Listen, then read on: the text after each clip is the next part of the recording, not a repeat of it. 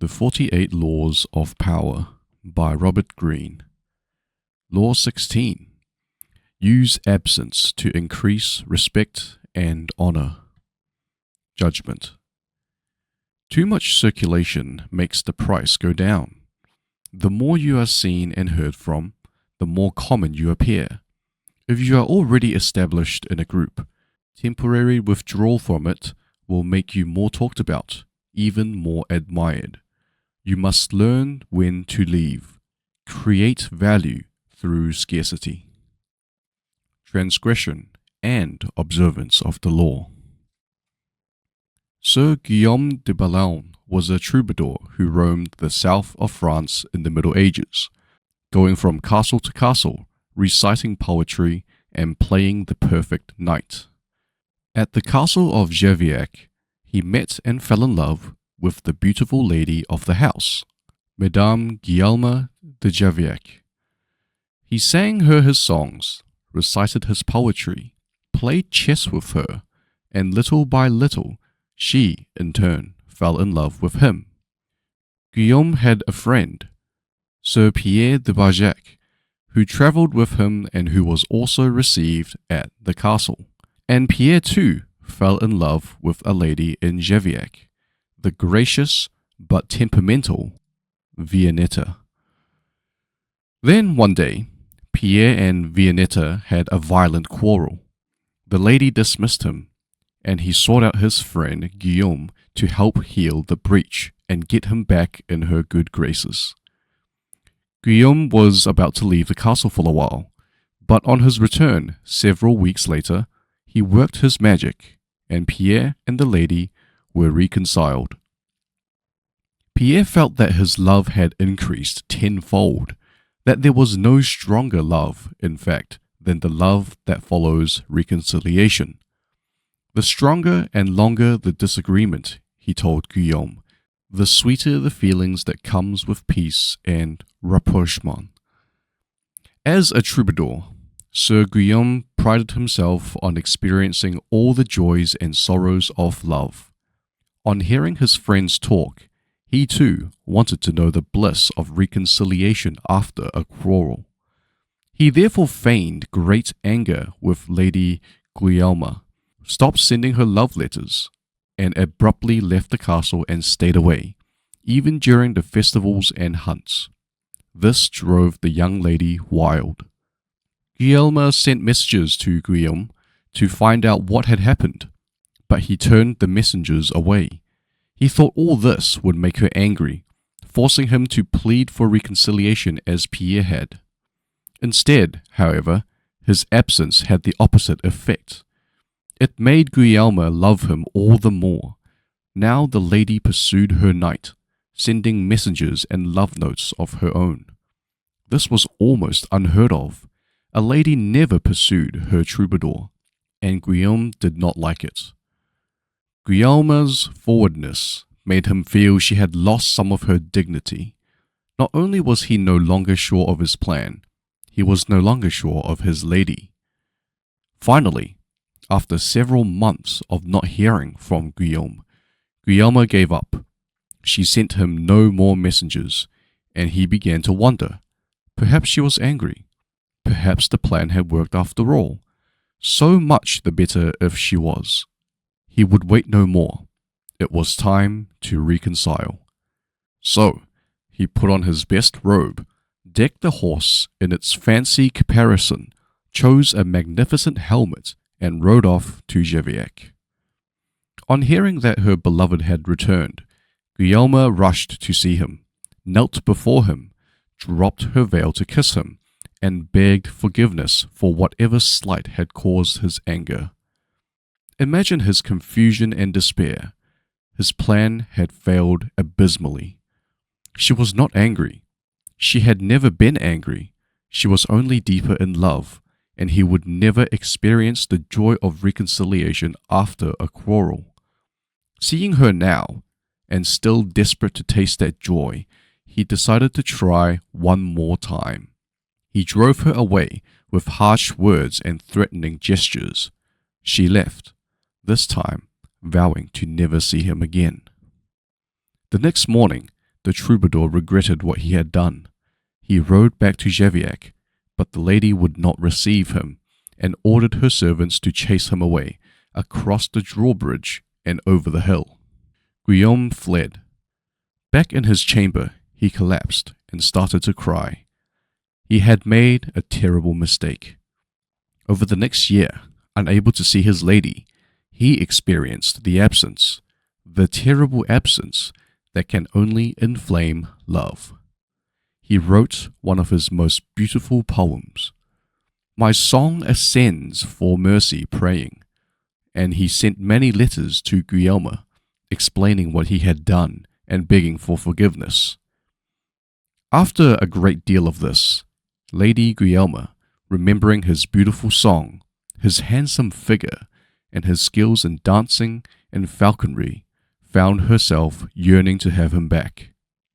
As penance for his cruelty, she ordered him to remove the nail from the little finger of his right hand and send it to her along with a poem describing his miseries. He did as she asked. Finally, Guillaume de Boulogne was able to taste the ultimate sensation, a reconciliation even surpassing that of his friend Pierre. Interpretation. Trying to discover the joys of reconciliation, Guillaume de Boulogne inadvertently experienced the truth of the law of absence and presence. At the start of an affair, you need to highlight your presence in the eyes of the other. If you absent yourself too early, you may be forgotten. But once your lover's emotions are engaged, the feeling of love has crystallized, absence inflames and excites. Giving no reason for your absence excites even more. The other person assumes he or she is at fault. While you are away, the lover's imagination takes flight, and the simulated imagination cannot help but make love grow stronger. Conversely, the more Guillaume pursued Guillaume, the less he loved her. She had become too present, too accessible, leaving no room for his imagination and fancy, so that his feelings were suffocating. When she finally stopped sending messengers, he was able to breathe again and to return to his plan.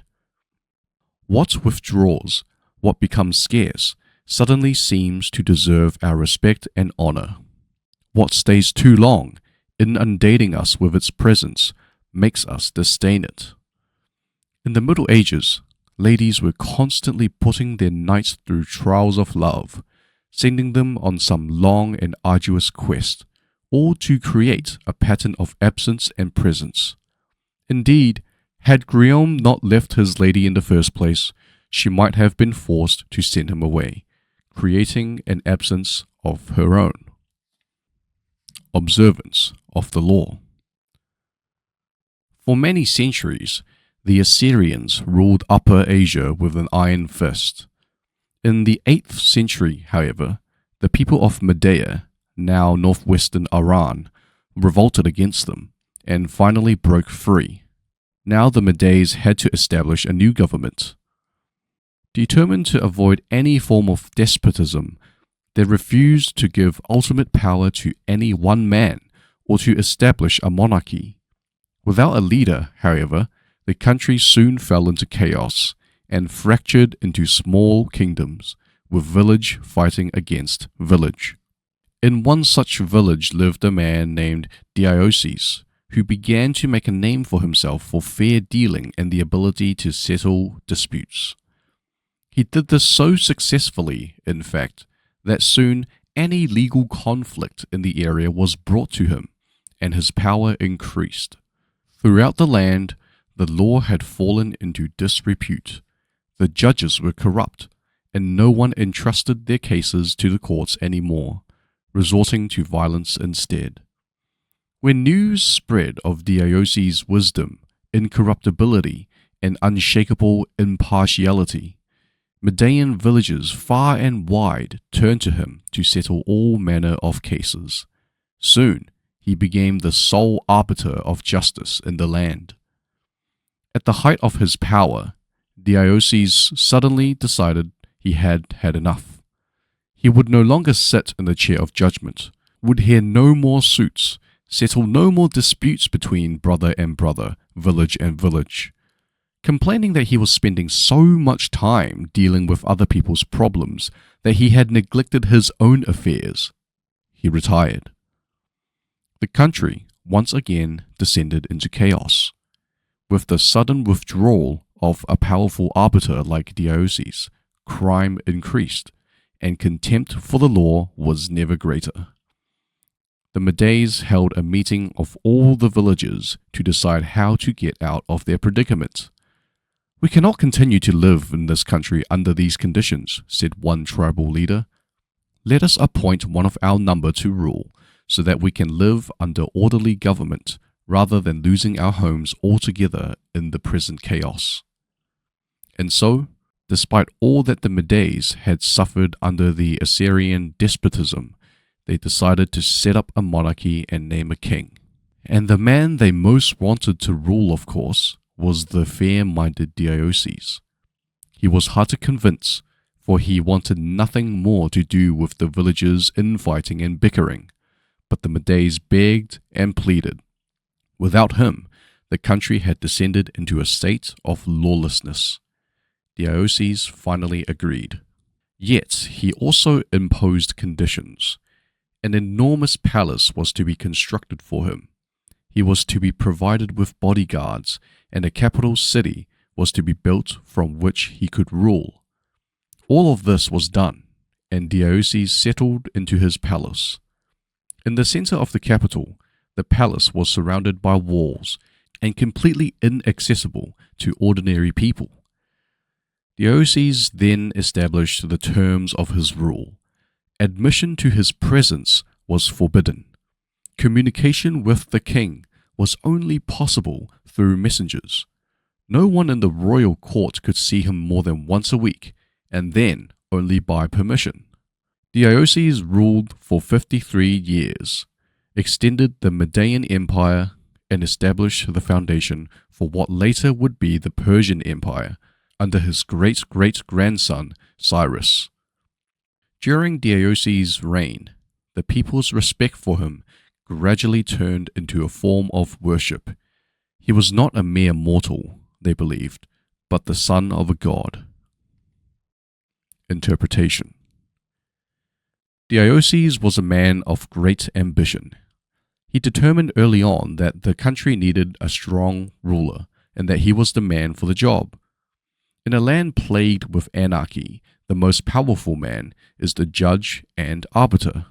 So, Deioces began his career by making his reputation as a man of impeccable fairness.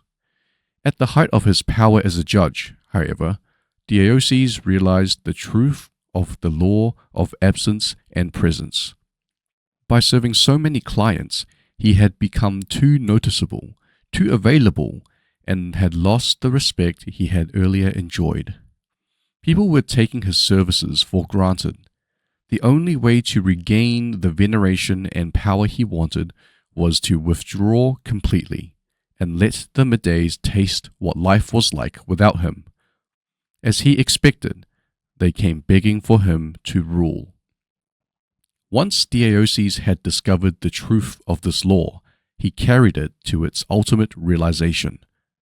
In the palace his people had built for him, none could see him except a few courtiers, and those only rarely. As Herodotus wrote, there was a risk that if they saw him habitually, it might lead to jealousy and resentment, and plots would follow. But if nobody saw him, the legend would grow that he was a being of different order than mere men. Keys to power. Everything in the world depends on absence and presence. A strong presence will draw power and attention to you. You shine more brightly than those around you. But a point is inevitably reached, where too much presence creates the opposite effect. The more you are seen and heard from, the more your value degrades. You become a habit. No matter how hard you try to be different, subtly, without your knowing why, people respect you less and less. At the right moment, you must learn to withdraw yourself before they unconsciously push you away. It is a game of hide and seek. The truth of this law can most easily be appreciated in matters of love and seduction. In the beginning stages of an affair, the lover's absence stimulates your imagination, forming a sort of aura around him or her. But this aura fades when you know too much, when your imagination no longer has room to roam. The loved one becomes a person like anyone else, a person whose presence is taken for granted. This is why the 17th century French courtesan Ninon de l'Enclos advised constant feints at withdrawal from one's lover. Love never dies of starvation, she wrote, but often of indigestion. The moment you allow yourself to be treated like anyone else, it is too late. You are swallowed and digested. To prevent this, you need to starve the other person of your presence. Force their respect by threatening them with the possibility that they will lose you for good. Create a pattern of presence and absence. Once you die, everything around you will seem different. You will be surrounded by an instant aura of respect. People will remember their criticisms of you, their arguments with you, and will be filled with regret and guilt. They are missing a piece of presence that will never return. But you do not have to wait until you die. By completely withdrawing for a while, you create a kind of death before death. And when you come back, it will be as if you had come back from the dead. An air of resurrection will cling to you, and people will be relieved at your return. This is how Deioces made himself king. Napoleon was recognizing the law of absence and presence when he said, "If I am often seen at the theater, people will cease to notice me." Today, in a world inundated with presence through the flood of images, the game of withdrawal is all the more powerful. We rarely know when to withdraw anymore, and nothing seems private. So, we are awed by anyone who is able to disappear by choice. Novelists like J.D. Salinger and Thomas Pynchon have created cult-like followings by knowing when to disappear. Another, more everyday side of this law, but one that demonstrates its truth even further, is the law of scarcity in the science of economics. By withdrawing something from the market, you create instant value. In 17th century Holland, the upper classes wanted to make the tulip more than just a beautiful flower. They wanted it to be a kind of status symbol, making the flower scarce, indeed, almost impossible to obtain. They sparked what was later called tulipomania. A single flower was now worth more than its weight in gold. In our own century, the art dealer Joseph Devine insisted on making the paintings he sold as scarce and rare as possible. To keep their prices elevated and their status high, he bought up whole collections and stored them in his basement. The paintings he had sold became more than just paintings. They were fetish objects. Their value increased by their rarity. You can get all the pictures you want at $50,000 apiece. That's easy, he once said. But to get pictures at $250,000 apiece, that wants doing. Extend the law of scarcity to your own skills. Make what you are offering the world rare and hard to find, and you instantly increase its value. There always comes a moment when those in power overstay their welcome. We have grown tired of them, lost respect for them. We see them as no different from the rest of mankind, which is to say that we see them as rather worse, since we inevitably compare their current status in our eyes to their former one. There is an art to knowing when to retire. If it is done right, you regain the respect you had lost and retain a part of your power. The greatest ruler of the 16th century was Charles V, King of Spain, Habsburg Emperor. He governed an entire empire that at one point included much of Europe and the New World. Yet at the height of his power in 1557, he retired to the monastery of Yuste. All of Europe was captivated by his sudden withdrawal. People who had hated and feared him suddenly called him great, and he came to be seen as a saint. In more recent times, the film actress Greta Garbo was never more admired than when she retired in 1941. For some, her absence came too soon. She was in her mid-30s, but she wisely preferred to leave on her own terms rather than waiting for her audience to grow tired of her. Make yourself too available, and the aura of power you have created around you will wear away. Turn the game around. Make yourself less accessible, and you increase the value of your presence. Reversal. This law only applies once a certain level of power has been attained. The need to withdraw only comes after you have established your presence. Leave too early and you do not increase your respect. You are simply forgotten. When you are first entering onto the world's stage, create an image that is recognizable, reproducible, and is seen everywhere. Until that status is attained, absence is dangerous. Instead of fanning the flames, it will extinguish them. In love and seduction, similarly, absence is only effective once you have surrounded the other with your image. Be seen by him or her everywhere. Everything must remind your lover of your presence, so that when you do choose to be away, the lover will always be thinking of you, will always be seeing you in his or her mind's eye. Remember, in the beginning, make yourself not scarce, but omnipresent. Only what is seen, appreciated, and loved will be missed in its absence.